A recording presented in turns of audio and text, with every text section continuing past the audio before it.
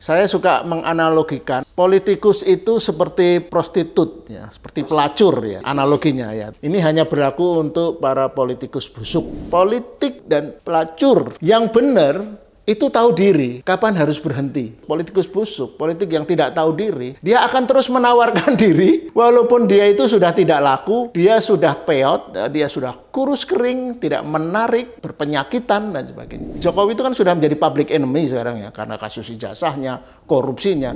Jadi orang-orang yang manipulatif, orang-orang yang menjilat, itulah yang punya peluang untuk sukses di era Jokowi.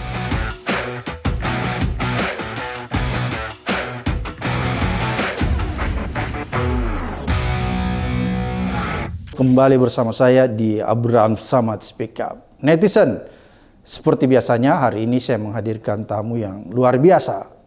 Ini sahabat kita semua, Lukas Luarso. Assalamualaikum, Bang Lukas. Wartawan senior, pendiri dan ketua AJI pertama di masa Orde Baru. Dan pernah di kerangkeng, di penjara, di zaman Orde Baru. Mas Lukas, kita melihat fenomena akhir-akhir ini cukup menarik, ya. Heran juga kadang-kadang melihat situasi seperti sekarang ini. Ketika rakyat kesulitan mencari makan dalam situasi ekonomi yang serba sulit karena adanya kesenjangan sosial, kesenjangan ekonomi. Tapi kok tiba-tiba Pak Jokowi berbicara tentang kekuasaan. Dia menghimbau kepada seluruh relawannya untuk mendukung Gibran anaknya untuk 2 periode jadi wakil presiden.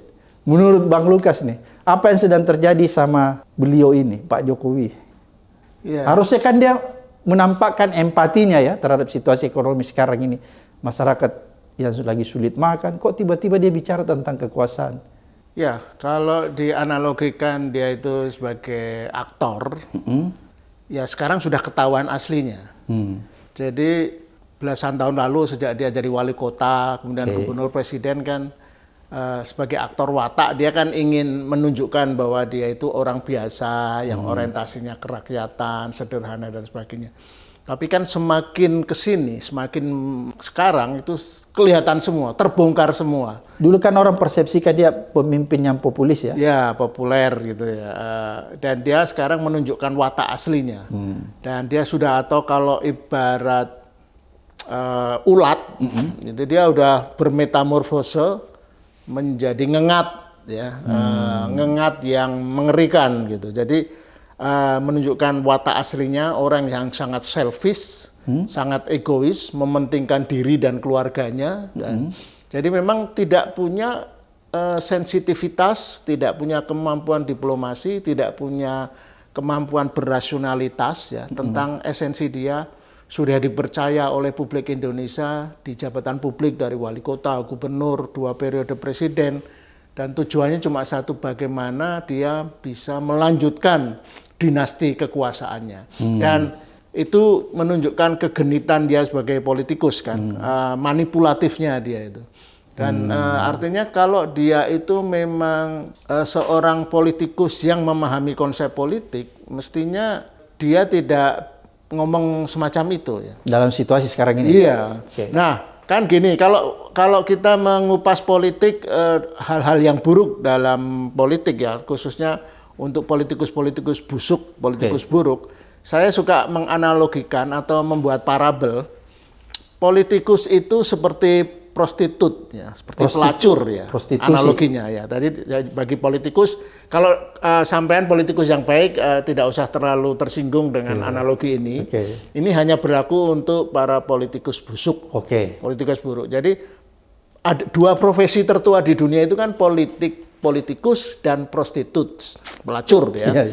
Nah, karakternya sama, selain sebagai profesi tertua di dunia sepanjang peradaban, 2 profesi ini sama dalam hal justru orang yang tidak berpengalaman, orang yang baru, barang baru, itu justru disukai. Itu di dalam politik dan di dalam dunia prostitusi. Barang baru. Kan selalu yang dicari dalam politik kan juga gitu. Apa yang baru dari politikus ini? Adakah ide baru? Adakah terobosan-terobosan, gagasan-gagasan baru? Di dunia pelacuran kan juga begitu. Ada barang baru nggak? Nah, dalam hal ini, politik dan pelacur yang benar itu tahu diri, kapan harus berhenti dari profesinya. Kalau dia tidak bisa menawarkan hal yang baru, kalau dia hanya menawarkan hal yang sama, dia mestinya mundur lah, jadi warga biasa gitu. Nah, tapi politikus busuk, politik yang tidak tahu diri, dia akan terus menawarkan diri, walaupun dia itu sudah tidak laku, dia sudah peot, dia sudah kurus kering, tidak menarik, berpenyakitan dan sebagainya. Itu dalam politikus. Dua-duanya. Makanya saya analoginya sama ini, politikus dan pelacur ini. Nah, yang dilakukan Jokowi dengan yang disampaikan Bang Abraham Samad tadi, dia menawarkan malah ngomong soal mengajak relawannya untuk mendukung Prabowo Gibran 2 periode. Nah, itu kan menunjukkan itu dia menawarkan hal-hal yang sama agar laku gitu. Menawarkan anaknya gitu. Menawarkan anaknya, Oke. Sebenarnya menawarkan dirinya juga. Dia merasa bahwa dia masih populer kan gitu. Oh. Tapi kalau dia cukup sadar kan, relawan dia yang dulu jumlahnya kelompok relawan ratusan, 400 atau 500 itu kan sudah bubar semua umumnya. Nah, dia tujukan ke satu kelompok relawan yang barangkali kelompok relawan yang masih bertahan menyukai Jokowi atau mendukung Jokowi, itu tinggal kalau ibarat itu kotoran ampas-ampas lah.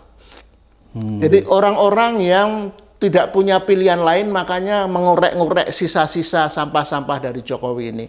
Nah, orang-orang yang masih mendukung, menyukai, dan memuja Jokowi itu kan orang-orang yang sudah tidak memiliki kreativitas dan tidak memiliki kompetensi apapun. Saya tahu dulu banyak teman saya yang pinter-pinter, yang pandai mengorganisir, itu mendukung Jokowi pada tahun 2014 ya, awal-awal gitu ya. Nah, tapi kan sekarang yang tersisa itu tinggal para penjilat seperti siapa? Sylvester, kemungkinan Kodari, dan orang-orang semacam itu, atau yang orang-orang yang sudah tidak laku gitu ya. Jadi orang-orang yang hanya bisa bertahan dengan menjadi benalu gitu. Nah, itu tadi dengan menawarkan anaknya dan menawarkan dirinya agar mendukung 2 periode di tengah situasi seperti ini, pemilu masih jauh dan sebagainya, itu menunjukkan orang yang atau pelacur yang memang sudah tidak laku dan tidak tahu bagaimana menawarkan diri agar laku. Jadi ya menggelikan dan kegenitan yang agak menyedihkan sebenarnya. Oke, Bung Lukas, ini kan kalau kita lihat kan masih jauh pemilu ya. Pemerintahan juga belum setahun, berarti masih ada 4 tahun lebih ya, baru dilaksanakan lagi pemilu berikutnya. Kemudian kita lihat situasi ekonomi kita sekarang lagi terjepit. Banyak orang yang susah untuk makan, banyak pengangguran, kemiskinan meningkat. Tapi kok dia tiba-tiba ngomong tentang kekuasaan, tentang mendukung anaknya 2 periode, padahal masih lama pemilu. Apakah ini etis? Apakah ini beradab? Ya jelas tidak. Tapi kan memang dalam ekosistem politik yang busuk dan isinya politikus-politikus busuk, etika dan adab itu kan memang tidak laku, dan mereka sendiri tidak memahami konsep itu. Mereka merasa bahwa tujuan politik adalah satu saja, kekuasaan. Itu jargon populisme. Jadi dia memanipulasi rakyat untuk kepentingan dirinya. Jadi kalaupun misalnya gini, Jokowi kemarin menggunakan trik-trik lama dia kan, mobil mengasih bantuan bansos dan sebagainya. Itu kan trik-trik lama yang dan padahal orang sudah muak dengan kelakuan itu. Jadi dia merasa Jokowi itu dia masih laku dengan trik-trik lama itu dan tidak memahami bahwa itu hanya akan selalu menjadi ketawaan publik di media sosial. Oke, trik lama ini misalnya pencitraan gitu ya? Iya, pencitraan. Itu sudah nggak laku dalam konteks politik sekarang? Iya, dan dalam dunia politik itu kan, dan juga dunia pelacuran, itu sebenarnya kan orang harus kreatif. Mencari pelanggan baru, mencari customer baru, dan sebagainya. Tidak, misalnya gini, generasi muda lah yang disasar ya. Kalau dia ngomong, dia itu sebenarnya kalau dia sedikit punya otak sebenarnya, Jokowi itu kan sudah menjadi public enemy sekarang ya, karena kasus ijazahnya, korupsinya. Dia itu yang muncul ya Gibran sajalah muncul ya. Tapi bagaimana bisa merancang satu proses kampanye yang menunjukkan Gibran yang berbeda dari dirinya gitu loh. Ada sesuatu yang baru dari Gibran. Jangan Gibran hanya menjadi epigon Jokowi gitu, melanjutkan apa yang dulu dianggap sukses 10 tahun lalu. Tapi apa yang sukses itu dalam dunia kreatif seperti dunia politik itu kan harus ada yang baru, ada yang menarik, ada sesuatu yang membuat masyarakat tertarik gitu. Nah, itu yang tidak terjadi, tidak dilakukan oleh Jokowi karena itu tadi keterbatasan neuron, keterbatasan pemikiran karena memang dia tidak punya cukup referensi politik, tidak punya bacaan politik dan bacaan sosialnya sangat rendah. Dia tidak bisa melakukan apa-apa selain itu. Dan dia berharap omongan-omongan dia itu masih disukai atau dipercaya publik. Oke, padahal kondisinya sudah berubah ya? Kondisinya sudah berubah. Oke, Bung Lukas, kondisi sudah berubah. Seharusnya Jokowi tidak melakukan lagi cara-cara lama. Tapi kan yang menarik kalau kita lihat, Bung Lukas ya, hampir semua mantan presiden kita itu setelah berhenti itu menjadi guru bangsa. Semua mantan presiden kita udah menempatkan dirinya sebagai guru bangsa. Orang yang memberikan kearifan, orang yang memberikan jalan keluar dari problem-problem kebangsaan yang sedang terjadi. Tapi ini Jokowi beda banget dari mantan-mantan presiden lainnya. Dia masih cawe-cawe dengan kekuasaan sekarang. Karena itu tadi, karena background-nya itu memang bukan politikus ya. Dia tidak lahir dalam satu keluarga politikus. Dan kemudian belakangan kita tahu jadi pendidikannya itu agak kabur, agak gelap. Kita pikir kalaupun dia pernah kuliah di UGM kayaknya nggak selesai dan ijazahnya mungkin palsu.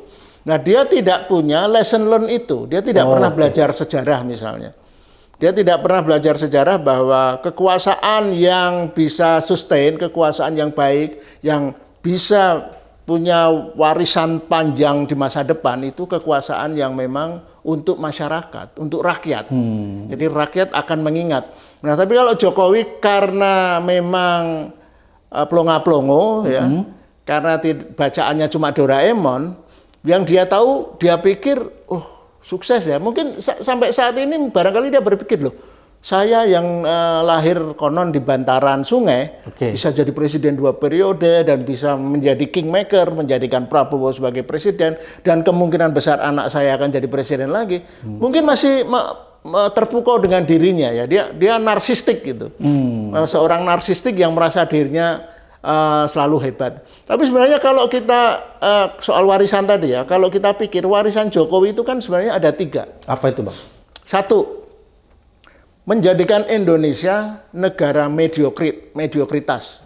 Jadi alih-alih kita meritokrasi, jadi orang yang berprestasi naik, yang menjadi memikirkan jadi elit politik dan ekonomi di Indonesia. Tapi Jokowi mengubur itu menjadi bukan meritokrasi tapi mediokritas.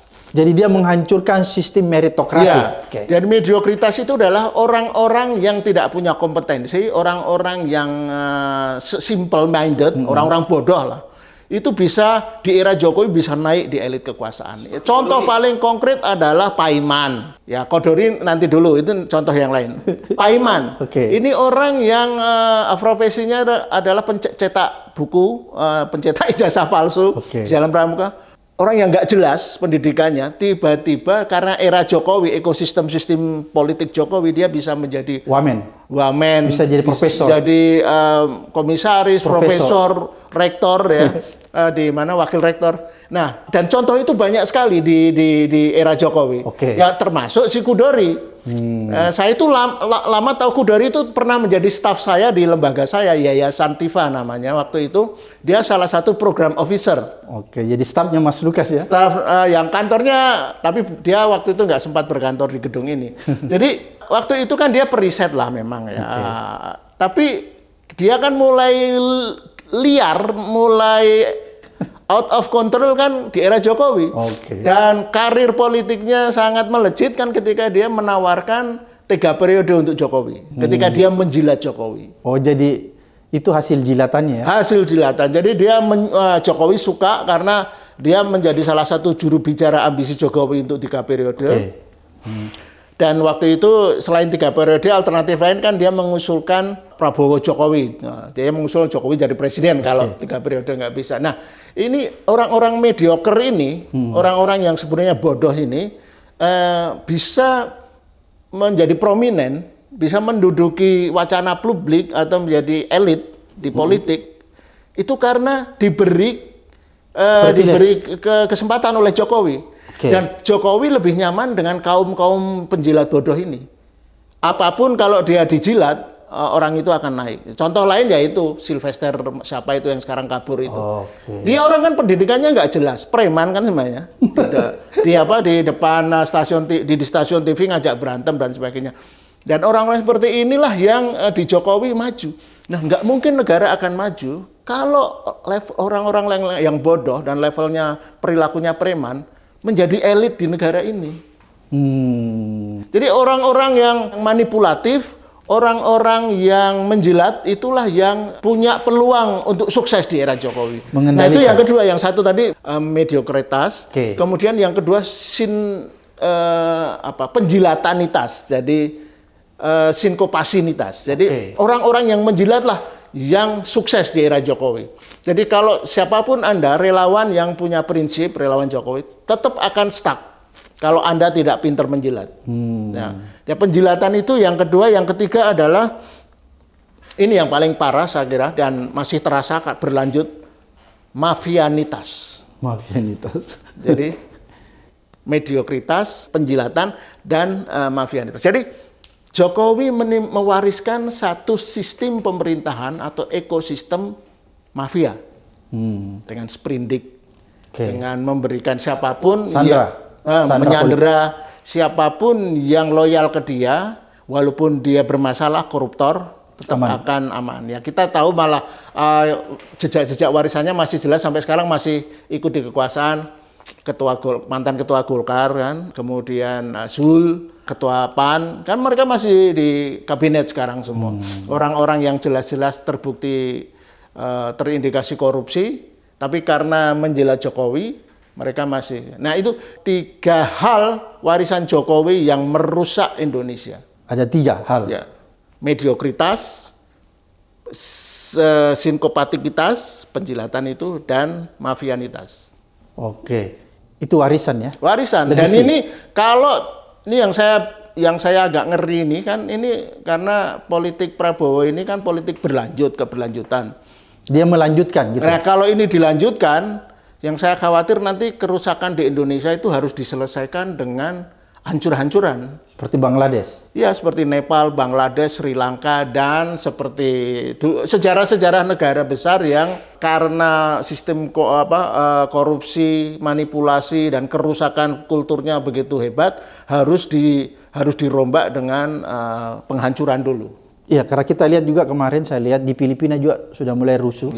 Ya, korupsi, mereka demo lantaran korupsi yang merajalela di sana. Beberapa negara, ada Perancis juga kita lihat, kemudian menyusul. Inggris juga. Inggris. Menurut Mas Lukas nih, misalnya ya, kalau kita lihat nih, apa yang dilakukan Jokowi ini yang seharusnya dia memberikan empati terhadap situasi ekonomi yang lagi terjepit, orang susah makan, pengangguran begitu banyak. Harusnya kan dia mengeluarkan pernyataan atau wacana yang bisa memberi jalan keluar ya. Tapi ini kan justru sebaliknya. Dia memberikan pernyataan tentang kekuasaan, padahal pemilu masih lama banget.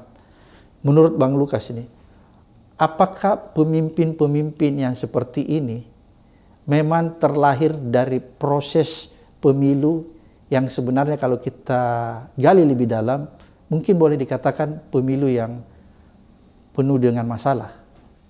Ya kalau itu sudah pasti ya. Pemilu yang bermasalah. Tapi menurut saya kalau kita melihat big picture-nya, gambaran besar ya, dunia ini memang sedang berubah. Jadi jangan dulu, berarti fenomena yang terjadi di Indonesia, Mas Lukas, ini juga terjadi di belahan dunia lain. Terjadi beberapa negara lain, termasuk negara kampion demokrasi seperti Amerika. Dengan Trump-nya? Dengan bisa terpilihnya Trump 2 kali, itu menunjukkan terjadi kolapsnya kebudayaan, peradaban Amerika sebenarnya. Dan sekarang kan Amerika menjadi kontroversi terus kan, ucapannya ngaco terus. Nah itu juga Saya nilai ada beberapa negara yang mengalami itu dan beberapa negara besar ya. Selain Amerika, Indonesia, Brasil, dan beberapa negara yang kolaps tuh Argentina, Venezuela, India untuk tertentu juga mengalami itu. Modi itu juga menggunakan isu-isu populisme kan. Dan artinya perubahan dunia yang sangat besar ini karena teknologi informasi, era AI, artificial intelligence, membuat masyarakat dunia ini sekarang galau sebenarnya. Karena kehilangan pekerjaan kan. Semua pekerjaan sekarang diambil alih oleh robot atau AI. Nah, kemudian kalau di Prancis, Inggris, Australia kemarin mengalami demonstrasi besar-besaran anti imigrasi, kan itu efeknya efek atau diakibatkan dari itu. Mereka benci imigran karena dianggap mencuri pekerjaan. Lapangan pekerjaan. Nah, di Indonesia ini kan terjadi juga demikian. Tidak, karena Indonesia ini kan yang mencuri pekerjaan di negara-negara maju.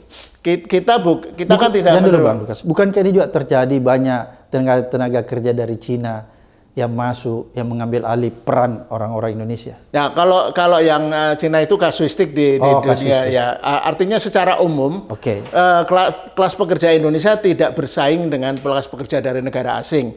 Tapi bahwa pekerja di Indonesia banyak kehilangan pekerjaan itu karena apa yang disebut dengan era imbas teknologi itu, disebut dengan technological unemployment. Jadi pekerjaan diambil alih teknologi. Nah, pemerintahan yang tidak mampu melihat situasi ini dan kemudian mengatasinya akan mengalami guncangan hebat. Kalau bertabrakan dengan sistem ekonomi yang manipulatif dan koruptif itu yang sudah terjadi di Sri Lanka, Bangladesh, dan kemarin Nepal. Nah, ironisnya kan revolusi rakyat Nepal itu terinspirasi oleh Indonesia sebenarnya. Tapi dia bisa menyelesaikan dengan tuntas ya? Dia tuntas karena memang sasaran mereka jelas. Kebencian terhadap pemerintahan. Nah, di Indonesia kemarin tidak tuntas karena kan sebenarnya memang sasarannya bukan Prabowo kan kemarin. Kan sasarannya kepada DPR, anggota DPR, elit-elit yang korup gitu. Tapi Prabowo sendiri belum di situ. Nah, Prabowo kalau mau lesson learn, public enemy-nya itu masih Jokowi loh sebenarnya. Jadi sebenarnya kalau sasaran di Indonesia itu masih Jokowi dan Gibran. Iya, artinya politik korup, manipulatif, peninggalan era Jokowi. Prabowo belum menjadi sasaran, tidak ada sentimen gulingkan pemerintahan. Nah, tapi kalau lesson learn ini tidak ada sentimen ke wakil ada. Sentimen wakil ada, karena bagian dari kan gini, Prabowo ini kan sebenarnya mewarisi kerusakan 10 tahun era Jokowi. Ibarat yang analogi klise, Prabowo ini kan hanya cuci piring dari pesta yang sudah digelar oleh Jokowi selama 10 tahun. Pesta Jokowi itu apa sih? Pesta membangun hal-hal yang gemerlap ya, infrastruktur yang menyebabkan utang bertambah selama 10 tahun bertambah 6.000 triliun itu. Nah, kemudian saat era Jokowi yang diuntungkan oleh harga komoditi yang naik itu kan dihambur-hamburkan. Dan sekarang menjadi beban, semuanya menjadi beban untuk Prabowo kan. Wush yang hutangnya gila-gilaan, walaupun sudah dibantu dengan menutup kereta Parahyangan, kita tetap tidak akan menutup gitu kan. Kemudian banyak proyek-proyek infrastruktur yang tidak bisa berfungsi, 4 bandara tidak berfungsi dan sebagainya, dan banyak jalan tol barangkali mungkin juga hanya ramai kalau lebaran saja. Nah, artinya sebenarnya kan pada level negara dengan pada level individu itu sama. Zaman era Jokowi itu kan seperti orang yang penghasilannya menengah, middle income, misalnya gajinya maksimal 10 juta, tapi gaya hidupnya sok jet set. Jadi dia berani menghambur-hamburkan dana agar terkesan negara maju, agar terkesan orang kaya, membangun jor-joran, akibatnya sekarang numpuk utang. Nah, waktu itu orang-orang seperti itu contohnya adalah orang yang punya kartu kredit. Dia bisa menjaga gaya hidupnya, makan dari kafe ke kafe, bangun rumah yang megah dan sebagainya, itu dengan hutang, dengan kartu kredit. Ketika jatuh tempo baru terasa kan. gagal bayar dan sebagainya. Nah, ini semua kan sedang dirasakan. Tapi sayangnya, saya bukan ekonom, tapi sebagai jurnalis saya tahulah apa yang benar dan tidak. Nah, Prabowo itu tidak segera menyadari itu. Prabowo memang tidak melanjutkan pembangunan infrastruktur gila-gilaan ya. Misalnya IKN dihentikan ya, walaupun ibu kota politik apa itu? 2 hari lalu kenapa itu lagi ya menjadi ibu kota politik tahun 2028. Saya duga itu hanya basa-basi diplomatis saja itu. Karena mungkin dia mulai diganggu-ganggu oleh Jokowi mungkin atau diingatkan ya komitmennya dan sebagainya. Nah, tapi alih-alih membangun memang jor-joran bangun, tapi kan punya proyek-proyek yang kesannya populer, makan bergizi gratis, kemudian koperasi merah putih dan antara yang juga ini ngapain sih sebenarnya? Nah, artinya situasi itu Prabowo tidak benar-benar belajar punya lesson learned dari 10 tahun kegagalan Jokowi.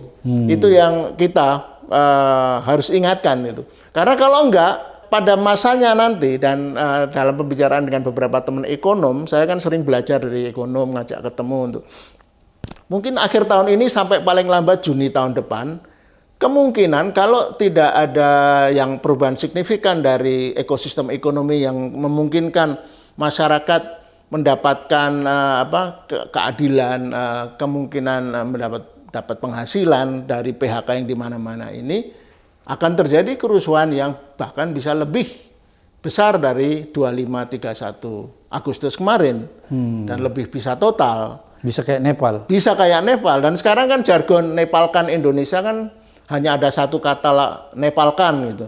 Itu mesti benar-benar disikapi dan harus punya sensitivitas itu. Menurut saya sih Presiden Prabowo dikurangi lah itu jalan-jalan ke luar negeri. Jangan eskapisme ya, karena problem di Indonesia semakin menumpuk, kemudian dia undangan apapun ke luar negeri dia datangi gitu. Dan itu nanti jangan mirip tragedi Abdul Rahman Wahid dulu, Gus Dur kan juga gitu. Ke kondisi internal kacau dan waktu itu karena kondisi fisik ya buta, hiburannya adalah jalan-jalan ke luar negeri. Dan juga yang sekarang menjadi problem isu masyarakat adalah nepotisme, kronisme itu kan kembali meruak ya. Iya. Diangkatnya Khudori, diangkatnya siapa itu anak muda yang rangkap jabatan itu menjadi juru bicara si VM menggantikan Hasan Nasbi itu. Menurut saya itu kecenderungan Prabowo yang melanjutkan cara-cara Jokowi itu. Termasuk pengangkatan para wamen jadi komisaris. Betul, perangkapan-rangkapan jabatan yang notabene sudah dilarang oleh keputusan Mahkamah Konstitusi kan. Nah, itu menurut saya ketidaksensitivitasan itu akan menjerumuskan Indonesia ke dalam tragedi yang terjadi seperti di Nepal. Oke. Bung Lukas, kan kita kembali nih masalah politik. Tadi Anda mengatakan politik dan prostitusi itu adalah dua profesi yang tertua di dunia ini ya. Sehingga antara satu dengan yang lainnya punya kemiripan. Kira-kira seperti itu ya. Apakah politik yang terjadi dalam skala global, kan kita lihat bahwa apa yang terjadi sekarang ini ada pengaruh global, juga cerminannya seperti itu? Atau cuma di Indonesia aja? Enggak, itu berlaku umum. Jadi berlaku untuk, itu kan semacam analogi atau variabel itu kan sinisme lah.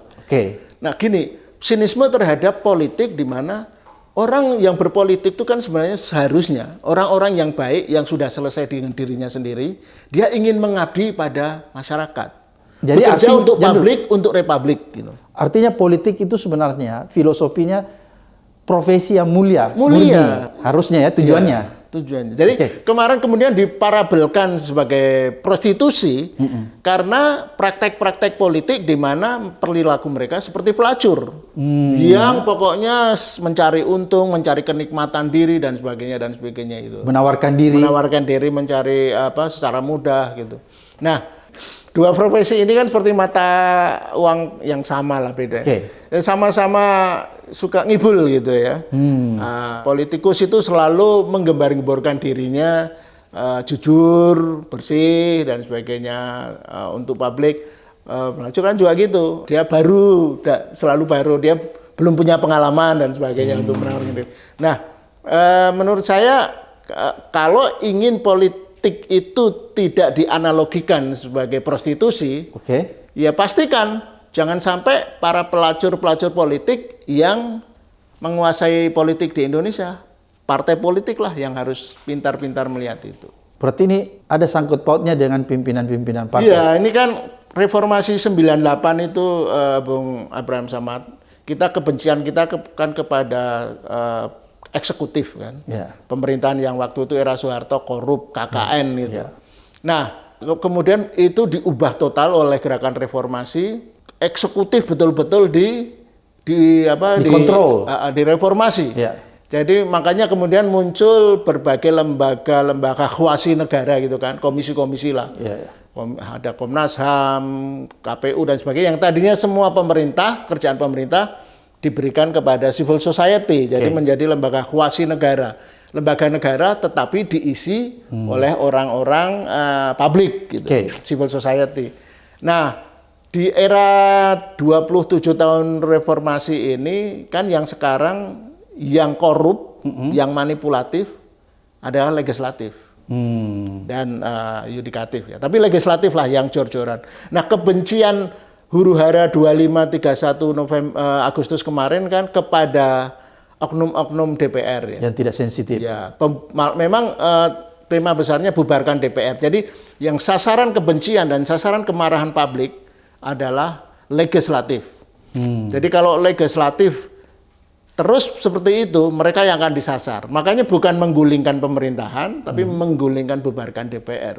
Itu yang akan terjadi. Nah, saya khawatir nanti yang kemarin jadi korban kan baru 4 ya. Siapa? Uya Kuya, Sahroni, dijarah rumahnya ya. Nah, itu kalau ya kita agak menyesalkan tuh. Sri Mulyani juga kena, sebenarnya nggak sepatutnya Sri Mulyani dijarah. Kalau yang 4 anggota DPR kenapa nggak sepatutnya? Yang sejauh kita tahu Sri Mulyani bukan politikus hedonis nobis itu, memamerkan kekayaan seperti 4 anggota DPR itu kan, dan dia omongannya masih menunjukkan kelas dia sebagai intelektual. Tapi kan kebijakannya banyak menyengsarakan. Kebijakannya memang tidak berpihak kepada rakyat. Ya, yang harus kita kritik adalah dia menjadi endorser kan.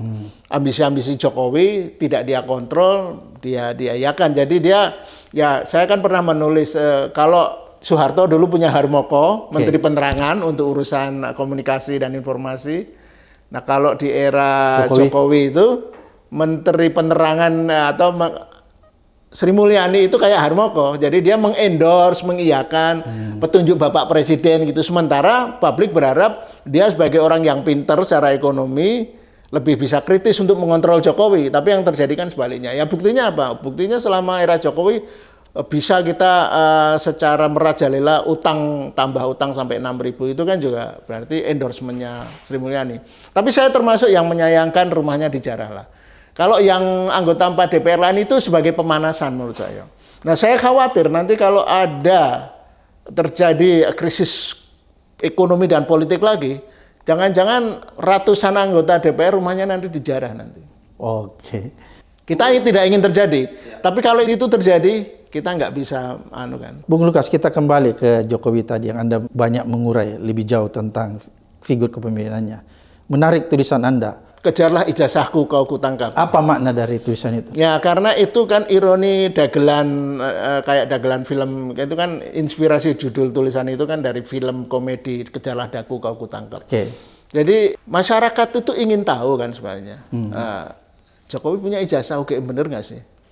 Jadi masyarakat ingin mengejar rasa ingin tahu itu.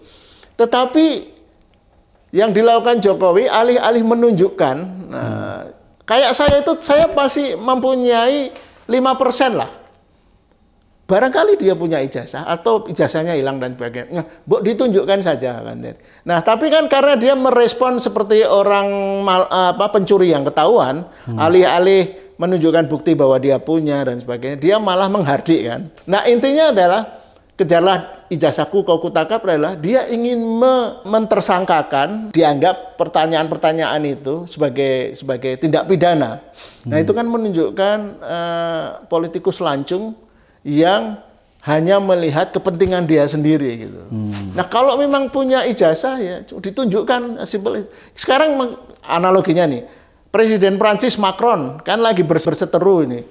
Karena Dipersoalkan soal dipersoalkan istrinya bukan perempuan benar. Ya. Nah, dia melawan, dia akan menunjukkan bahwa istrinya benar-benar perempuan. Oke. Menunjukkan bukti itu berarti bisa kita bayangkan kan, menunjukkan apalah video dan sebagainya. Nah, kalau Jokowi hanya menunjukkan selembar dokumen saja nggak mau, itu benar berarti kan memang dia itu memang nggak, karena nggak punya. Kayak Macron dituduh istrinya bukan, dia akan tunjukkan dia punya bahwa istrinya betul-betul perempuan. Nah, Jokowi nggak mau menunjukkan, malah orang-orang yang mempertanyakan mau ditersangkakan. Ya. Nah, itu tadi, kejarlah ijazahku kok akan kutangkap. Kalau itu kan dia ingin mengancam, kalau kau masih mengejar-ngejar soal ijazah, kau akan kutangkap. Tapi kan gini, saya dan beberapa teman pegiat informasi dan media berempat, 2-3 bulan terakhir ini sejak awal Juli menggunakan cara-cara yang formal dan legal. Oke. Kita menggunakan Undang-Undang Keterbukaan Informasi Publik untuk melacak keaslian ijazah Jokowi. Yang kita lacak bukan ijazahnya per se, bukan ijazahnya. Kita minta beberapa dokumen yang bisa mendukung benar-benar ijazah itu ada. Jadi ada KHS-nya, kartu hasil tadi, KRS-nya, kemudian yudisiumnya, dan transkrip nilai akademisnya dan sebagainya yang kita tanyakan ke UGM. Sudah kita surati UGM akhir Juli lalu. Tapi sayangnya UGM sebagai institusi universitas yang mestinya kredibel, jawabannya hanya 3. Kami tidak memiliki dokumen itu, atau yang kedua, dokumen itu ada di kepolisian, tidak dalam penguasaan kami, sedang dalam proses hukum. Dan 3, kami tidak punya dokumen itu.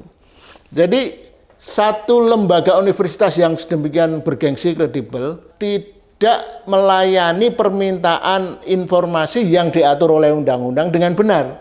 Jadi dia hanya ingin berdalih, ngeles, tidak punya. Katakanlah benar beberapa dokumen penting itu sudah dikirim ke Polda Metro Jaya karena proses hukumnya sedang berjalan. Apakah dia nggak punya salinannya, fotokopiannya, atau minimal dia punya menunjukkan surat yang menunjukkan bahwa dokumen-dokumen itu sedang diserahkan ke kepolisian. Dia hanya tidak ada. Jadi menunjukkan ketidakseriusan UGM untuk merespon permintaan publik seperti kami ini, yang permintaan itu dilindungi atau menjadi hak kita sebagai warga negara oleh Undang-Undang Keterbukaan Informasi Publik. Nah, artinya Jokowi ini, virus Jokowi ini sudah mewabah, menjangkiti seluruh sektor masyarakat, menjangkiti UGM, menjadi lembaga atau universitas yang berdalih, ngeles gitu. Itu kan ibaratnya ketika kami surati itu, ya jangan tanya saya kan gitu kan. Dan itu juga terjadi di KPU Solo, KPU Jakarta, dan KPU Pusat. KPU Pusat malah mengeluarkan SK nomor 731 yang kita agak kegeeran ini. Ini jangan-jangan KPU mengeluarkan aturan SK nomor 731 itu yang mengecualikan 16 dokumen tentang pencalonan presiden dan wakil presiden, jangan-jangan karena kita meminta itu. Tapi sudah dianulir kan? Sudah dianulir untungnya, dan karena di tulisan itu kan saya mempertanyakan nalar KPU itu apa? Sebagai lembaga negara yang dimandatkan untuk menyelenggarakan pemilu yang terbuka, jujur dan adil dan sebagainya, maka ingin menyembunyikan manipulasi calon presiden dan wakil presidennya. Dan notabene karena dikeluarkan baru-baru ini pasti itu ingin melindungi Jokowi dan Gibran. Karena kan 2 orang ini lagi dimasalahkan. Lalu logikanya di mana lagi kalau bukan untuk melindungi mereka? Nah, kalau dikaitkan dengan diskusi kita ini, virus prostitusi ini telah menyebar, menjangkiti banyak lembaga negara, KPU, UGM, kepolisian dan sebagainya. Jadi semuanya sudah terkena sipilisnya Jokowi. Oke, Bung Lukas, apa yang Anda lihat dari situasi seperti sekarang ini ketika Anda menganalogikan bahwa politisi itu sama dengan profesi prostitusi. Apa yang Anda lihat dan apa yang harus dilakukan sehingga analogi itu tidak semakin menjadi kenyataan? Yang pertama adalah harus direformasi, dirombak sekarang. Menurut saya ya tidak bisa lagi dengan cara-cara reformasi ya. DPR ini harus dibubarkan menurut saya. Dan kemudian sistem kepartean juga harus dikoreksi ya. Rekrutmen kepartean yang paling mudah menurut saya harus dibatasi itu kekuasaan ketua partai. Memang tidak lazim ya ketua partai seperti presiden, gubernur dan yang lain-lain itu dibatasi jabatan-jabatan eksekutif. Tetapi kalau itu sebagai cara untuk menetralisasi situasi agar tidak memburuk, terpaksa kita harus batasi juga. Jadi maksimal dua periode juga untuk partai agar ketua partai itu tidak menggunakan partai sebagai bisnis politik mereka. Sekarang yang kita lihat kan partai itu kan kayak perusahaan, korporasi. Pemiliknya adalah keluarga Prabowo, keluarga Megawati, keluarga Jokowi dia baru mulai ya, keluarga Pak Brewo siapa itu. Terus Nasdem kan itu umumnya partai yang eksis. SBY, keluarga SBY. Satu-satunya atau dua mungkin partai yang bukan kayak korporasi tetapi tidak sepenuhnya bisa lepas dari ekosistem korporasi ini kan cuma dua sebenarnya, Golkar dan PKS. Jadi Golkar itu tapi kan kita tahu lah, orang lama pasti tahu Golkar itu punya satu keyakinan yang sangat kuat ya, yaitu kecuanan yang Maha Esa. Jadi apapun Golkar itu harus diselesaikan dengan uang. Bahlil jadi ketua dengan mudah karena ada kecuanan itu, cuan itu. Nanti kalau mau menggulingkan Bahlil gunakan cuan juga. Nah PKS itu sebenarnya di satu sisi kalau tidak terlalu menjadi partai yang fundamentalis ya, menurut saya lebih cocok pada mereka. Tapi belakangan kan dia sangat pragmatis juga, mengikutin apapun gitu, nggak seperti partai yang punya ideologi yang prinsip ideologi yang kuat. Oke, luar biasa, Mas Lukas apa yang disampaikan. Mudah-mudahan mencerahkan kita, mengedukasi kita, sekaligus menuntun kita untuk menemukan sebuah kebenaran. Sampai ketemu di episode berikutnya di Abraham Samad Speak Up.